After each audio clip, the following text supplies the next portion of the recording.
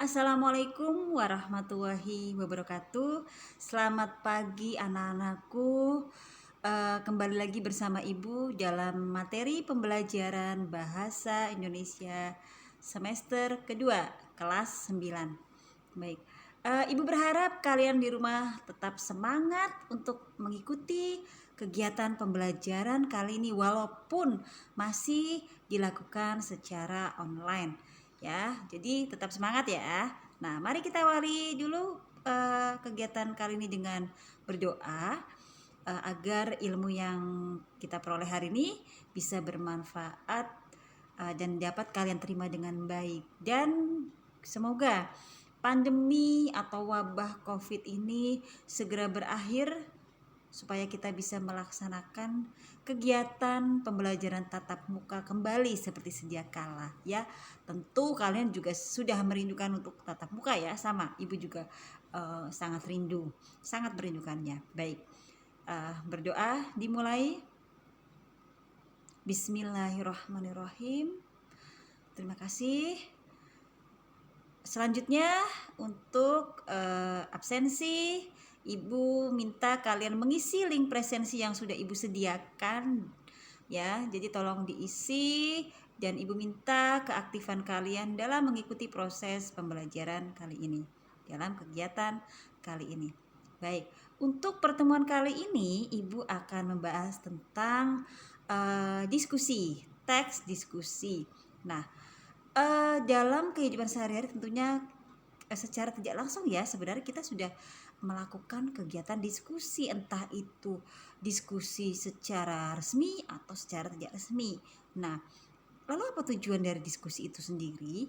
Tujuan dari diskusi itu adalah untuk mencari solusi atas permasalahan atau topik yang sedang dibahas. Nah, dalam diskusi nih ya biasanya kan ada pihak-pihak yang berbeda pendapat dan itu sebenarnya wajar. Baik, untuk lebih jelas lebih lanjut kita simak ya materi pada pertemuan kali ini, itu tentang teks diskusi pertemuan pertama. Oke, lanjut. Nah, ini diskusi pertemuan yang pertama. Tujuan pembelajarannya adalah yang pertama. Nah, setelah kalian mempelajari bab ini, diharapkan kalian dapat yang pertama mampu mengidentifikasi informasi teks diskusi berupa pendapat pro dan kontra dari permasalahan aktual yang dibaca dan didengar. Tujuan yang kedua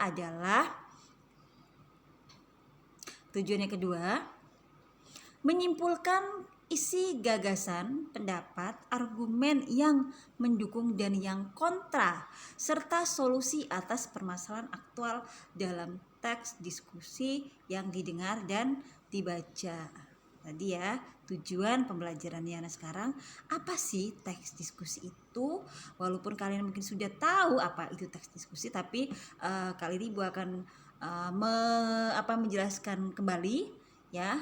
Tes diskusi itu yang pertama adalah menyajikan pendapat dengan sudut pandang atau perspektif yang berbeda terhadap sebuah masalah. Itu yang pertama. Yang kedua, dalam diskusi itu pendapat diberi argumen dari semua sisi untuk mengambil keputusan yang tepat. Dan yang ketiga, menguji pendapat kontroversial dengan argumen dan bukti-bukti yang logis. Tentunya gitu ya, dalam diskusi ketika menyampaikan argumen harus disertai data pendukung ya, dan datanya harus akurat. Oke, selanjutnya, nah dalam diskusi tentunya pasti ada pihak yang setuju, yaitu yang pro, dan pihak yang tidak setuju atau kontra. Nah, tetapi pada akhirnya nanti dari pendapat yang pro dan yang kontra ini akan melahirkan sebuah kesimpulan dari topik yang dibahas. Oke, nah dalam dalam kegiatan diskusi pasti ada pihak yang ketika membahas sesuatu ya, pasti ada pihak yang pro dan pihak yang kontra. Ini silahkan disaksikan ilustrasi berikut. Di sini pihak yang pro mengatakan ini tentang mie instan ya, ada di buku paket tentang makan mie instan campur nasi, katanya enak gitu, tidak masalah. Nah, di dalam ilustrasi ini pendapat yang mendukung mengatakan bahwa makan mie campur nasi, makan mie instan maksudnya ya, campur nasi itu enak luar biasa. Nah, pasti kalian sependapat dengan ini ya, dengan si A ini mengatakan bahwa makan nasi campur nasi itu enak luar biasa gitu. Tetapi untuk pihak yang kontra mengatakan bahwa secara medis itu berbahaya ya, beresiko terhadap sangat beresiko terhadap kesehatan. Tadi mungkin karena mie dengan nasi mungkin karena sama-sama mengandung karbohidrat itu ya. Nah, dalam diskusi ketika ada beda pendapat itu sekali lagi disampaikan itu wajar terjadi, sebenarnya tidak masalah. Oke. Nah, untuk lebih jelasnya kita simak video ini ya, silakan disimak. Di sini pembahasan tentang UN apakah harus dihapus atau tidak. Kita simak.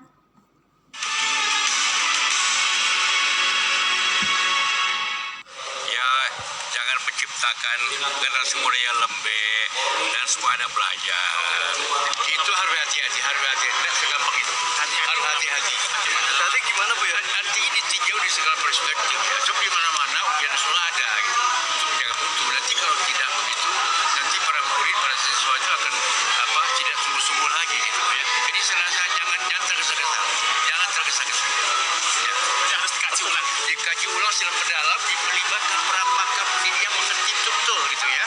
Jangan serampangan. Ini bukan gojek. Apakah betul kekhawatiran Pak Yusuf Kalla kalau UN diganti akan generasi kita akan jadi generasi muda yang lembek? Anda setuju dengan itu, Pak Suryawo? Saya sangat setuju. Saya sependapat dengan Pak Yusuf Kalla. Coba dibayangkan kalau tidak ada ujian nasional, tidak ada tantangan bagi siswa. Siswa coba ditanya, mayoritas pasti sukaria dia kalau ujian nasional dihapus. Tetapi itu membentuk karakter yang tidak bagus, mentalnya menjadi lembek. Tidak ada nilai juang. Jadi meskipun dia itu punya kekuatan fisik, ya, tapi mental belum tentu.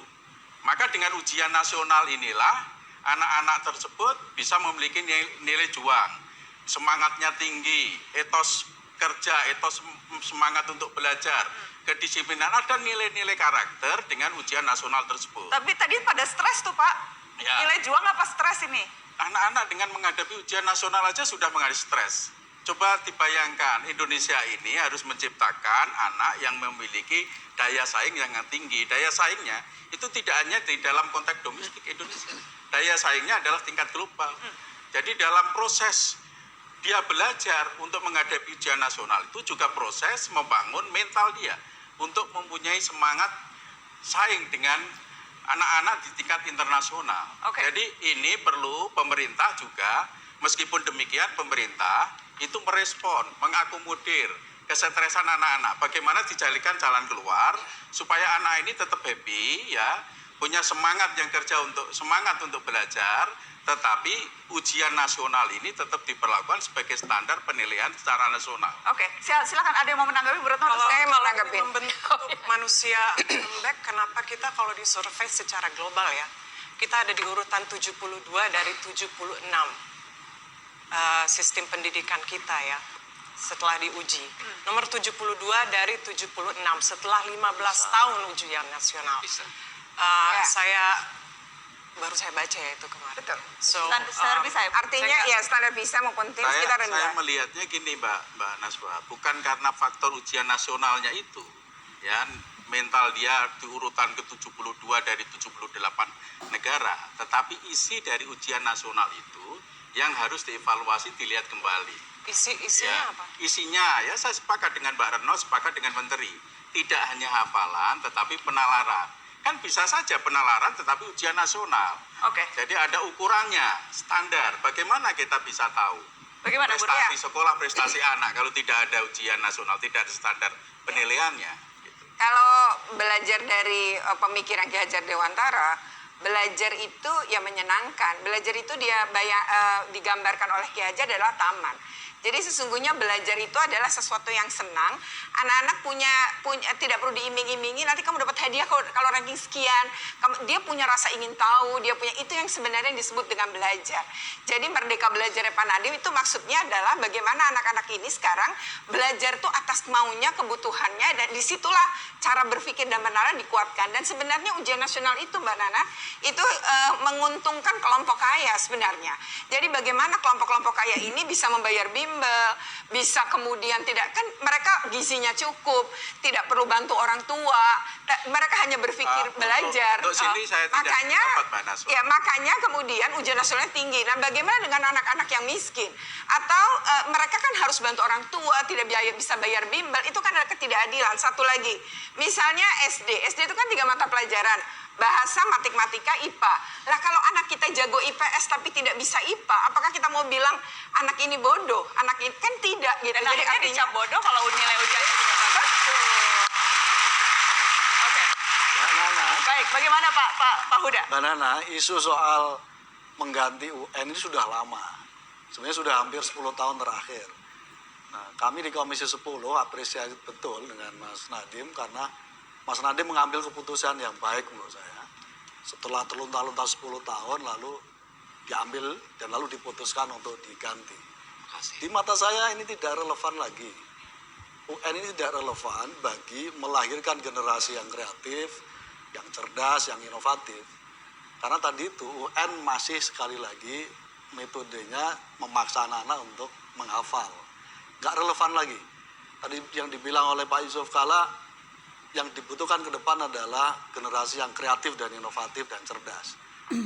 Lemah bisa kita tutupi dengan generasi yang cerdas dan inovatif di masa yang akan datang. Tapi Anda sependapat kalau tidak ada ujian maka mental tidak akan dilatih? Bukan tidak ada ujian, kan diganti dengan asesmen kompetensi minimum dan survei karakter. Jadi hanya beda saja. Jadi ujiannya tetap, metodenya dan modelnya saja yang berbeda. Oke. Saya meluruskan Pak, karena kan saya juga rapat kerja dengan Menteri Ya, dengan Pak Pendidikan Toto Dirjen juga hadir waktu itu. di Komisi 10 ya kan. Saya berpedomannya dari apa yang disampaikan oleh Pak Menteri ketika raker dengan Komisi 10 DPR RI. Bahwa ujian nasional itu akan diganti dengan asesmen kompetensi dan survei karakter. Tapi Pak Menteri belum menjelaskan asesmen kompetensi itu wujudnya seperti apa. Ya, dan Pak Menteri juga menyampaikan bahwa Kementerian Pendidikan akan memberikan kedaulatan kepada sekolah untuk membuat soal, untuk menentukan kelulusannya. Dan Anda sependapat dengan itu? Saya sangat tidak sependapat itu. Coba dibayangkan kalau sekolah membuat soal sendiri, menentukan kelulusan sendiri. Sekolah yang mempunyai nilai 100 terhadap anak, yang nilai 100 terhadap sekolah yang lain itu bobotnya bisa beda. Ya kan? Kualitasnya bisa beda. Sekolah tentu memiliki afirmatif keberpihakan terhadap siswanya. Membuat soal mesti disesuaikan kondisinya. Padahal itu belum sesuai dengan standar. Jadi menurut Anda harus ada sentralistik, ujian itu harus sentralistik? Tidak harus sentralistik, tetapi harus ada standar penilaian, ada standarnya. Bagaimana Pak Toto? Ya, terima kasih. Saya ingin sebelum jawab langsung, saya ingin menyampaikan kita tidak bisa melihat penilaian ujian nasional sebagai sebuah kebijakan yang berdiri sendiri. Ini sebuah rangkaian dari proses perbaikan dalam kultur belajar anak-anak. Tadi kita lihat dari adik-adik tadi, Bu Retno juga menyampaikan bahwa UN ini selama ini, praktek UN selama ini telah merusak bagaimana belajar di sekolah itu menjadi tradisi yang tidak pada tempatnya. Ya, Jadiontoro menyampaikan bahwa pendidikan itu merupakan daya upaya untuk memajukan bertumbuhnya budi pekerti, pikiran dan tubuh. Itu sudah dilanggar. Pikiran itu menumbuh kembangkan daya nalar. Tadi dilihat bahwa praktek UN yang selama ini telah mereduksi proses pendidikan hanya drill, ya, bahkan membawa keseharian assessment yang dilakukan guru itu mengarah ke UN. Pilihan ganda, banyak hafalan, paling hanya yang sederhana, tidak melatih penalaran. Padahal Betul seperti itu teman-teman? Akhirnya hanya menghafal saja ya? real. Tadi Saya si sependapat adik ini dengan kan Pak juga, Toto, Mbak iya, Nasa. tadi kan Saya teruskan si dulu. adik ini Ya. juga udah menyebut saya mencari soal Betul. untuk dia mencoba Betul. untuk Saya Yang teruskan dicari dulu kan Pak hanya Zul, soal. mohon izin, Sorry. Pak. Mohon izin. Nah, ini perlu dibenahi. Jadi UN tidak bisa berdiri sendiri. Pembenahannya seperti apa? Karena ini sudah membawa pola pendidikan mengarah kepada proses drilling, mereduksi kurikulum, mereduksi proses pendidikan. Yang penting ada soal latihan setiap hari, nanti UN beres.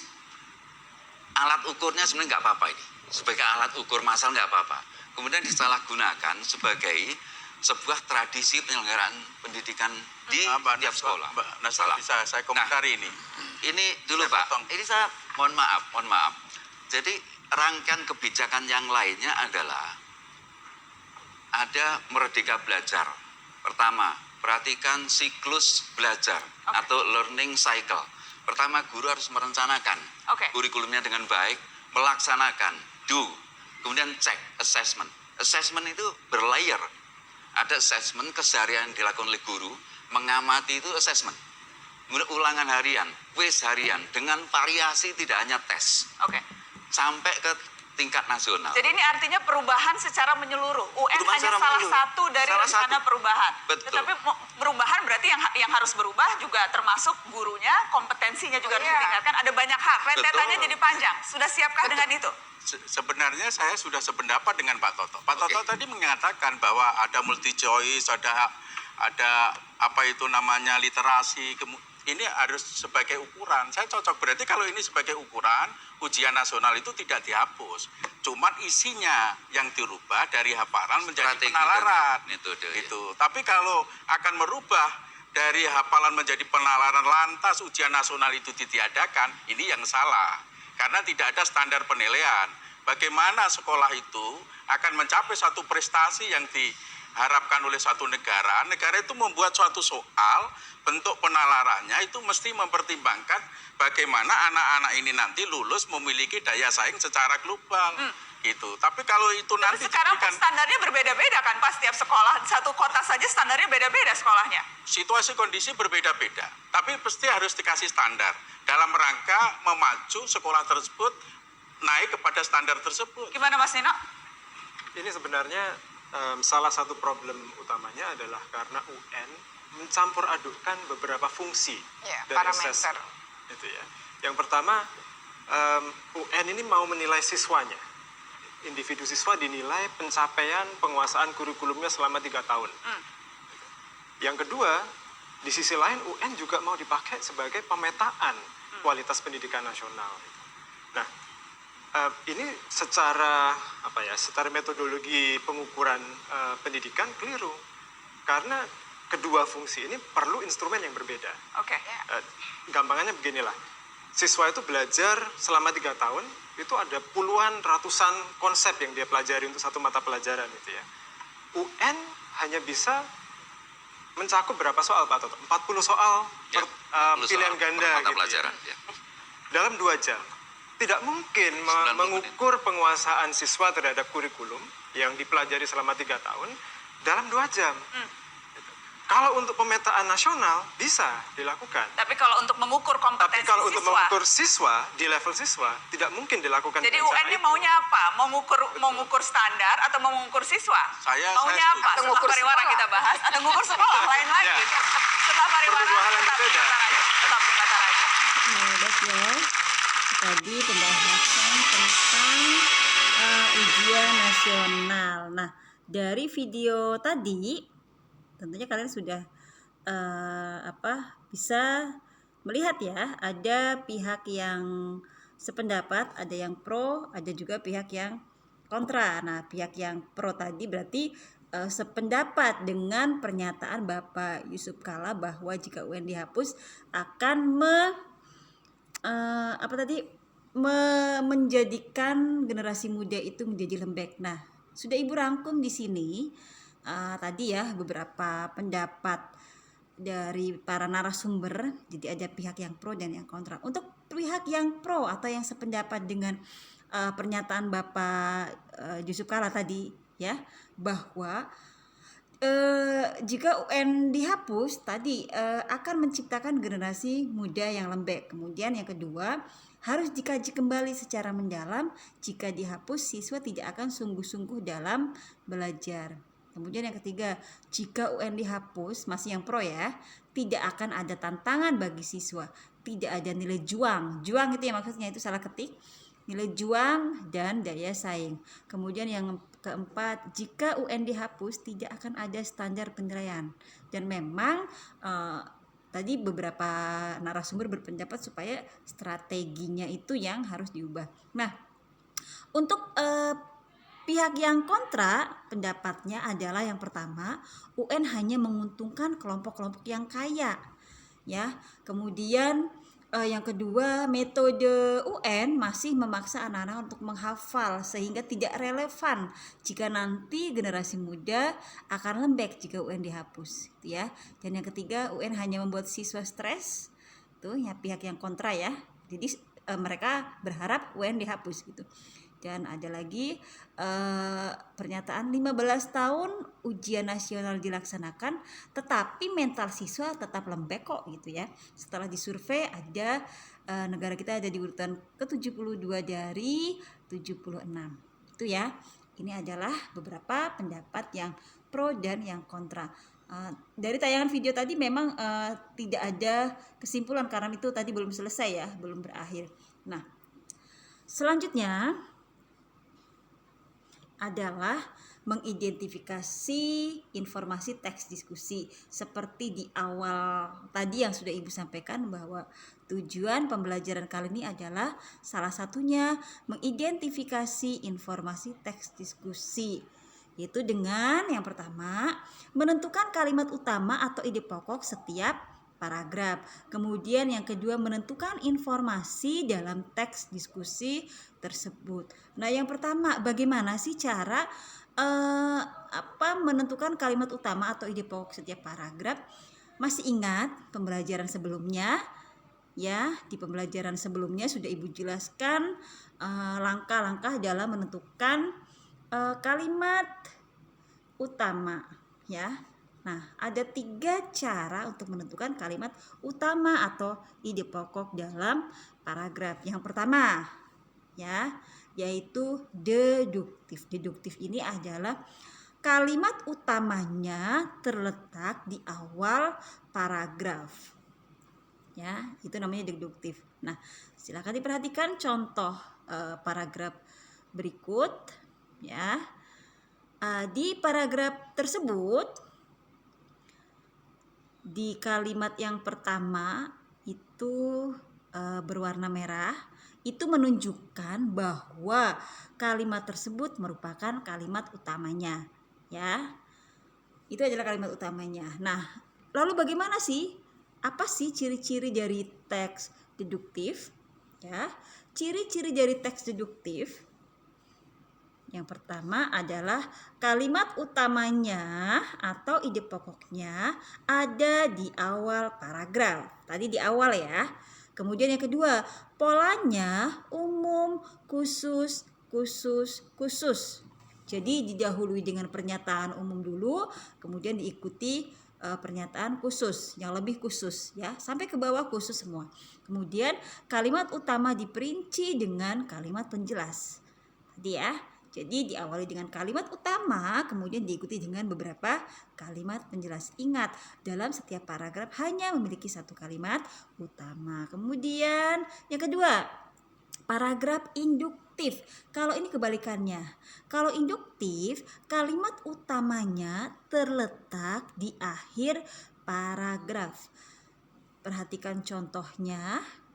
Kalimat yang terakhir itu berwarna putih ya, teksnya berwarna putih, itu menunjukkan bahwa kalimat tersebut adalah kalimat utama. Karena letaknya di akhir, maka paragraf tersebut disebut paragraf induktif, yaitu paragraf yang kalimat utamanya terletak di akhir paragraf. Nah, untuk menentukan paragraf induktif Bisa dilihat ciri-cirinya. Ya, ciri-ciri paragraf induktif. Kebalikan dari deduktif ya. Kebalikan dari deduktif, yang pertama diawali dengan penjelasan khusus. Kebalikannya kan?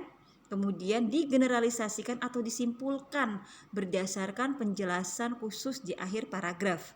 Kemudian kalimat utama terletak di akhir paragraf atau berupa kesimpulan. Polanya khusus, khusus, khusus, umum. Kebalikan dari paragraf deduktif. Nah, satu lagi ciri dari induktif yaitu biasanya di akhir kalimat ya pasti ada kata-kata dengan begitu, dengan demikian, oleh sebab itu, karena untuk menunjukkan suatu kesimpulan. Itu salah satu cirinya ya. Oke.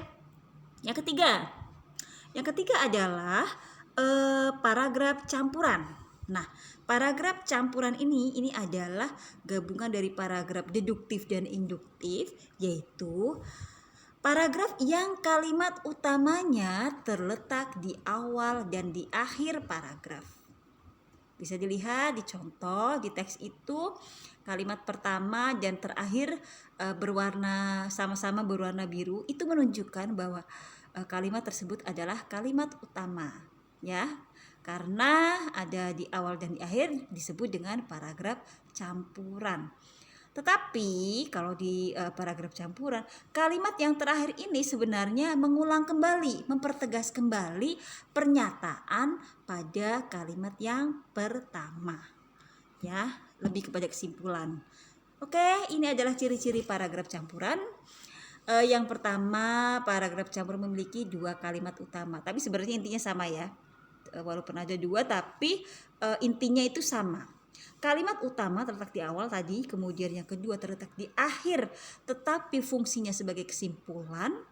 Kemudian kalimat penjelas terletak di mana? Ya betul, ada di tengah-tengah paragraf. Kemudian kalimat paragraf campuran memiliki kalimat pengulangan pada kata kunci dengan kedua kalimat utama. Sampai di sini paham ya?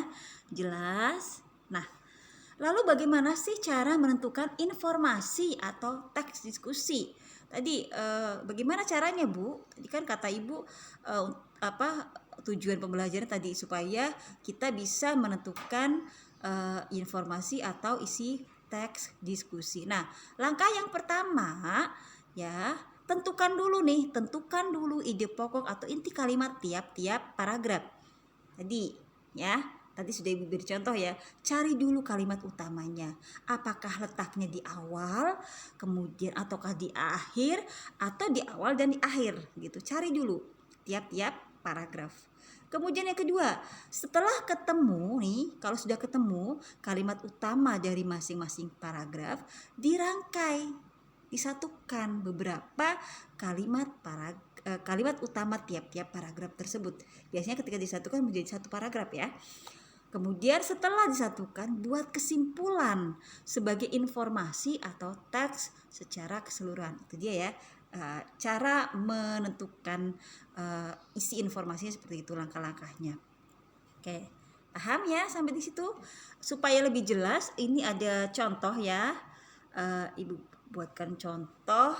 Teks ini berjudul pentingnya menjaga kebersihan. Nah, tadi untuk menentukan, mari sama-sama kita tentukan ya isi informasi dari teks ini. Tadi langkah-langkahnya bagaimana? Yang pertama adalah tentukan kalimat utama tiap-tiap paragraf. Nah, di sini sudah Ibu tentukan, sudah Ibu cari tiap-tiap paragraf. Ternyata masing-masing paragraf kalimat utamanya itu terletak di awal paragraf. Semuanya ada di awal paragraf. Namanya apa tadi kalau di awal paragraf?